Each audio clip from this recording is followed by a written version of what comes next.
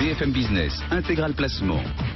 Le match des traders. Allez, on va passer directement et sans transition de la doctrine économique du pape François au match des traders. Jean-Louis Cussac. Bonjour Jean-Louis.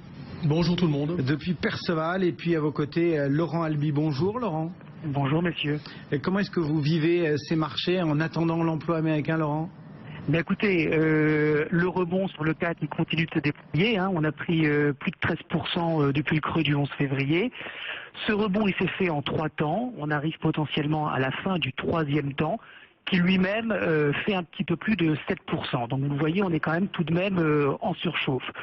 En plus, on est sur une zone de résistance dont je vous ai beaucoup parlé ces dernières semaines à 4423 points.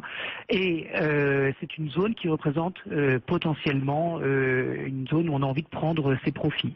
Donc en synthèse et en court terme, il ne nous apparaît pas comme particulièrement pertinent d'ouvrir des positions longues maintenant sur ce niveau parce que le risque, c'est d'avoir, alors ça peut encore monter 1 ou 2 jours, mais le risque c'est de rentrer et d'avoir une correction qui serait bien légitime sur le CAC et donc un risque qui est baissier à très très court terme, un risque correctif sur ce niveau de résistance.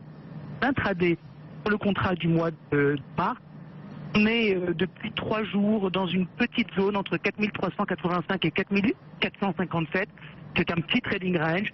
Si on casse par le haut, on peut aller à 4502. Si on casse par le bas, ça peut baisser vers 4350, voire 4300. Merci beaucoup, Laurent Albi. Un petit coup d'œil aussi sur la stratégie et le regard que l'on porte sur ce marché du côté de Perceval. Jean-Louis, comment est-ce que vous travaillez l'indice ? Comme hier, c'est-à-dire je vais tenter d'acheter vers 4004 pour revendre vers 4440. Il n'y a pas trop d'activité aujourd'hui. Vous l'avez signalé, Cédric, on attend le chômage et puis après on attend le 10 mars. Donc là, on est à 600 millions d'échanges sur le CAC. On est dans les journées, on va dire, extrêmement modestes. Souvent, on peut être à 800, 900. Donc les anticipations ont été faites, les paris ont été faits et puis maintenant voilà, on attend le résultat des courses. Il n'y a pas d'alerte, le marché, si vous voulez, ne s'affaiblit pas suffisamment dans la journée pour provoquer un démarrage de gestion algo à la baisse, par exemple avec les gestions de delta, etc.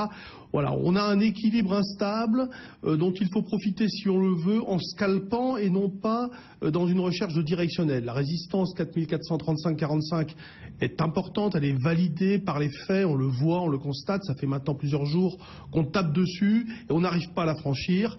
Et la première alerte baissière, il faudra au moins aller chercher les 4220, bon, pour le moyen terme, mais à court terme, aller 4360. En intraday, au moins, ça commencerait à chauffer un peu pour tous ceux qui ont acheté dans la zone actuelle. Si vraiment le marché pouvait repartir à la baisse, ça serait aussi l'occasion pour certains d'acheter. Alors, bon, il y a des forces contraires.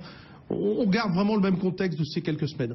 Merci beaucoup à tous les deux, Laurent Albi chez Day, Jean-Louis Cussac au quotidien, bien évidemment, depuis Perceval Finance Conseil pour jouer le marché jour après jour.